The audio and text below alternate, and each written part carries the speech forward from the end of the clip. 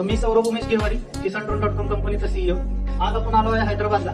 KisanDrone.comचा हा जो ड्रोन आहे iDrone 10X, त्याचा आपण आता फायनल मॉडेल जे आहे ते बघण्यासाठी आलो आहे. तर आता आपण याचे फीचर्स जाणून घेऊयात. बेसिकली हा जो ड्रोन येतो तो 10 लिटर टँक कॅपॅसिटीचा येतो. ह्याचं विशिष्ट वैशिष्ट्य म्हणजे काय आहे की हा 80 to 85% made in India drone आहे. मी खोटं बोलत नाही, खरंच मेड इन इंडिया ड्रोन आहे.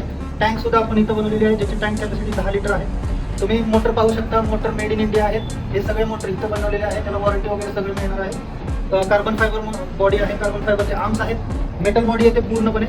आणि सगळ्यात विशिष्ट आणि भारतात पहिल्यांदा आपल्या ड्रोनला आता 360 डिग्री सेन्सर सुद्धा मिळतो आहे. ठीक आहे. त्याच्यानंतर सगळ्यात महत्त्वाचं वैशिष्ट्य म्हणजे आपल्या ड्रोनला कुठेही तुम्हाला GPS मिळणार नाही बघायला. आपण लेटेस्ट टेक्नॉलॉजी RTK सोबत हा ड्रोन लॉन्च करतो. तर तुम्हाला या ड्रोनमध्ये 2 व्हेरियंट्स मिळतील.